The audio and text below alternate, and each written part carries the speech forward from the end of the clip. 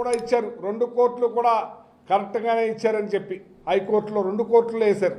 మీ MLA కూడా ఒక ఆయనతో వేయించాడు. తర్వాత అలాగే మీ కూటమి మున్సిపల్ కమిషనరే రాసి పంపించాడు, 24 ఎకరాల 60 సెంట్లు ఇక్కడ టీడీఆర్ ఇచ్చింది. దీనికి 2.5 కోట్లు అవుద్ది. టీడీఆర్ తోటి 3 కోట్లు వేసుకోండి, అంతా 75 కోట్లు 80 కోట్లు. దాన్ని పట్టుకుని నాకే 360 కోట్లు అని చెప్పి ఆ పట్టాభి ప్రెస్ మీట్ పెట్టి ఫస్ట్ చెప్పడం, దాన్ని మళ్ళీ 800 కోట్లకు తీసుకుపోవటం, దాని మీద రకరకాలుగా మాట్లాడతాం. ఒకసారి చూడండి మీరు 600 కోట్లు చిల్లరని ఒకసారి. ఇవాళ మొత్తం కోర్టు ఆర్డర్ వచ్చిన తర్వాత ఏదైతే యూట్యూబ్లో ఉన్నాయో అన్నీ కూడా తీసేసే కార్యక్రమం చేశారు. చూడండి ఒకసారి ఏం మాట్లాడారు.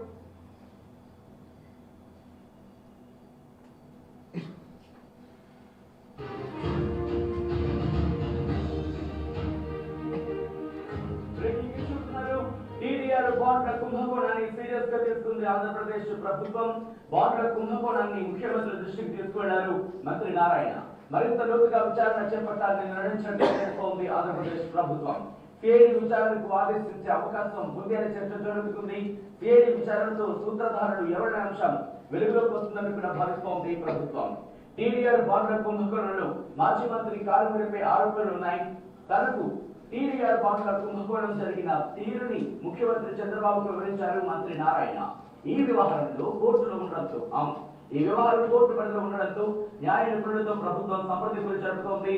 తణుకు మున్సిపాలిటీలో 754 కోట్ల రూపాయల మీద బాండ్లు జారీ చేసినట్లు గుర్తించింది మున్సిపల్ అలాగే ఏసీబీ శాఖలు.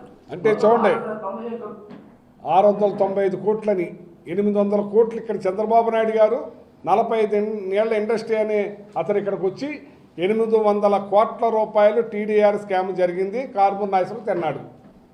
ఇదే పవన్ కళ్యాణ్ గారు ఇక్కడికి వచ్చి టీడీఆర్లో 800 కోట్ల రూపాయలు తిన్నాడు అన్నారు. ఒక 45 ఏళ్ళ ఇండస్ట్రీ అని మీరు, పవన్ కళ్యాణ్ అనే మీరు ఒక యాదవ్ మీద ఇంత దుర్మార్గం వేశారంటే ఎట్లాగా? ఇవాళ టీడీఆర్ కుంభకోణంలో నాదేందా 1 ఎకరం పొలం ఉందా, మొత్తం అంతా కూడా చౌదరిస్తుంది. వాళ్ళు 24 ఎకరాల 60 సెంట్లు అని చెప్పి మీ కూటమి మున్సిపల్ కమిషనరే రాసి పంపిస్తే అది అంతా పోసి 75 కోట్ల రూపాయలు అయ్యే దాన్ని నా మీద ఎంత బురదేశారే, నన్ను ఎంత మానసిక క్షోభకు గురి చేశారు. ఇక్కడ ఎమ్మెల్యే పచ్చి ద్రోహి, పచ్చి దుర్మార్గుడు, అతను ఎంత అల్లరి చేశాడు నన్ను. ఇవాళ నేను మరి యాదవ్ను కాదా?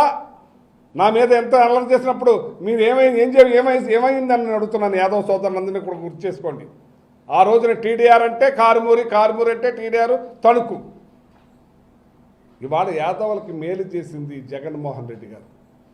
ఇవాళ యాదవులకి నువ్వు ఏం చేసావు? నువ్వు చంద్రబాబు నాయుడు గారు మీరు తిరుపతిలో వంశపారంపర్యంగా వచ్చే తిరుపతి తలుపులను తెరిసే యాదవ్ని తీసేసి వంశపారంపర్యం తీసేద్దామని తీసేసావు. నువ్వు తీసేస్తే అలాగే గొల్ల మండపాన్ని తీసేయాలని అంటే ఇదే పార్థసారథి మీ పార్టీలో ఉన్నాడు. పార్థసారథి గారు, మేము, ఇంకా యాదవ్ సోదరులు, తెలంగాణ యాదవ్ సోదరులు అందరూ కలిపి జగన్ గారు పాదయాత్రలో ఏదైతే మన నాయుడుపేటలో ఆయన కలుసుకున్నాం, అందరం కలిసి ఆయనకు సెలవు కప్పి అడిగాం. మరి మీరు రేపు అధికారంలోకి వచ్చిన తర్వాత మా వంశపారంపర్యంగా జరిగే తిరుపతి దాన్ని మరి కంటిన్యూ చేయాలంటే మరి అలాగే గొల్ల మండపాన్ని తీయకుండా ఉండాలని, మా యాదవులకు అందరికీ మేలు చేయాలని అడిగితే ఖచ్చితంగా చేసి తీరుతానని చెప్పి ఏదైతే ఆయన రాగానే మరి సంతకం పెట్టి ఆయన వంశపారంపర్యాన్ని కంటిన్యూ చేసే కార్యక్రమం చేశారు. గొల్ల మండపాన్ని ఏం ముట్టుకోవద్దని చెప్పి అది రాశారు. ఇవాళ మీకు శ్రీకాకుళం చరిత్రలో ఎప్పుడూ కూడా యాదవులకు ఎమ్మెల్సీ ఇవ్వలేదు. ఇన్నాళ్ళ చరిత్రలో, చంద్రబాబు నాయుడు చరిత్రలో 45 ఏళ్ళ ఇండస్ట్రీలో అక్కడ ఎమ్మెల్సీ ఇచ్చాం.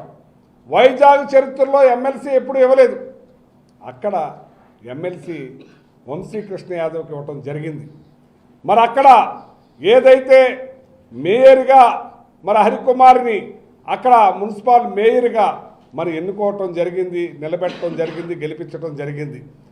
ఆ యాదవ్ అనే మహిళని కూడా చూడకుండా మీరు బలవంతంగా ఆవిడ దించేసి వేరే అదర్ క్యాస్ట్కి ఇచ్చే కార్యక్రమం మీరు చేయలేదా అని అడుగుతున్నాను. యాదవ సోదరులందరూ గుర్తించాలి, యాదవులకు ద్రోహం చేసింది తెలుగుదేశం పార్టీనే. నేను ఇంకో విషయం కూడా చెప్తున్నా, యనమల రామకృష్ణుడి గారి వల్లే నువ్వు ముఖ్యమంత్రి అయ్యావు చంద్రబాబు నాయుడు గారు. ఆ యనమల రామకృష్ణ గారికి ఇవాళ అపాయింట్మెంట్ ఉందా మీ దగ్గర అని అడుగుతున్నాను నేను. ఆయన పక్కన కూర్చోబెట్టే కార్యక్రమం చేశారు.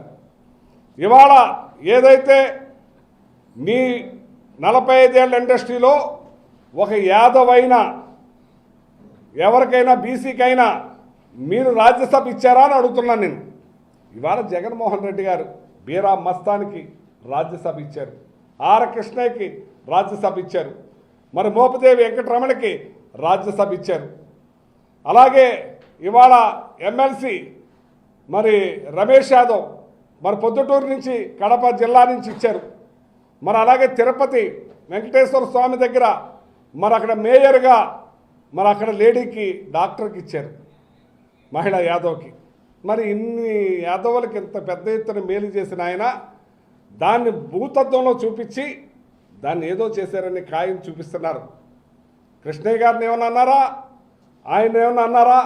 నీకు మళ్ళీ చంపేస్తాను గులకరాళ్ళని, సైకో అని మీ ఇష్టానుసారంగా మాట్లాడి ఏం మాట్లాడారని చెప్పి నేను అడుగుతున్నాను. నేను ఏం చేశారని మిమ్మల్ని అడుగుతున్నాను. నేను ఇదేనా మీ దుర్మార్గం అని చెప్పి నేను అడుగుతున్నాను. నేను ఇవాళ జగన్మోహన్ రెడ్డి గారు బీసీలకు కానీ యాదవులకు కానీ న్యాయం చేశారు, మీరు మోసం చేశారు. ఇవాళ మీరు ఏదైతే సూపర్ 6 అన్నారో మా బీసీ సోదరులందరూ, మా యాదవ్ సోదరులందరూ జగన్మోహన్ రెడ్డి గారు ఇచ్చే పథకాలన్నీ కూడా కొనసాగుతాయి.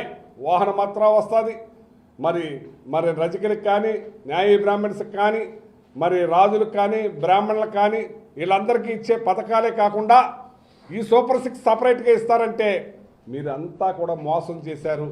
ఇవాళ మాకు మోసం చేసింది మీరా ఆయన? ఇవాళ బీసీలందరికీ మోసం చేసింది, యాదవులందరికీ మోసం చేసింది, చెట్టుపల్లిలందరికీ మోసం చేసింది, న్యాయ బ్రాహ్మణ్స్కి మోసం చేసింది, రజకులకి మోసం చేసింది, మరి వేవర్స్కి మోసం చేసింది మీరా కాదా అని అడుగుతున్నాను నేను.